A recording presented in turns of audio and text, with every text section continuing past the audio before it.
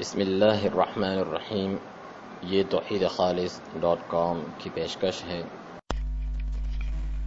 شدید ٹھنڈ میں گرم پانی نہ ملنے کی صورت میں اگر بیماری اور ہلاکت کا خطرہ ہو تو تیمم کیا جا سکتا ہے۔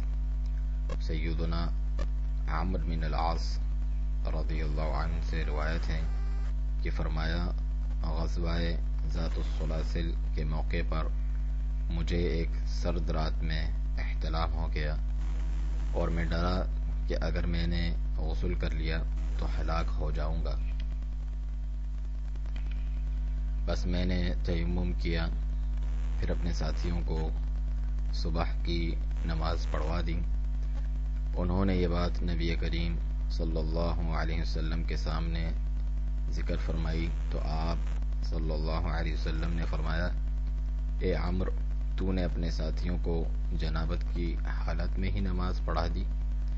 چنانچہ میں نے وضاحت کی کہ کس چیز نے مجھے غسل کرنے سے روکا، اور میں نے یہ بھی سن رکھا تھا کہ اللہ تعالی فرماتا ہے سورۃ النساء میں، وَلَا تَقْتُلُوا أَنفُسَكُمْ إِنَّ اللَّهَ كَانَ بِكُمْ رَحِيمًا، اور اپنے آپ کو قتل نہ کرو، بے شک اللہ تعالی تم پر ہمیشہ سے بے حد مہربان ہے۔ اس پر رسول اکرم صلی اللہ علیہ وسلم ہنس پڑے اور انہیں کچھ نہ کہا۔ یہ ابو داؤد کی روایت ہے اور شیخ البانی نے اسے صحیح قرار دیا ہے۔ اسی طرح سیدنا جابر رضی اللہ عنہ سے روایت ہے، فرماتے ہیں کہ ہم ایک سفر پر نکلے تو ہم میں سے ایک شخص کو پتھر لگ جانے سے سر میں چوٹ لگ گئی، پھر اسے احتلام بھی ہو گیا، تو اس نے اپنے ساتھیوں سے پوچھا کہ کیا میرے لیے کوئی تیمم کی رخصت ہے؟ تو انہوں نے کہا، ہم تو تمہارے لیے کوئی رخصت نہیں پاتے جبکہ تم پانی کے استعمال پر قادر ہو۔ تو اس نے غسل کیا اور مر گیا۔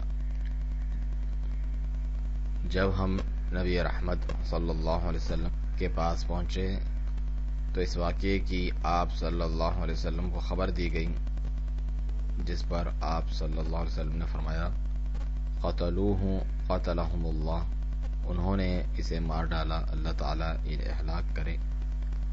الا سألوا اذا لم يعلموا، انہوں نے پوچھ کیوں نہ لیا جب علم نہیں تھا۔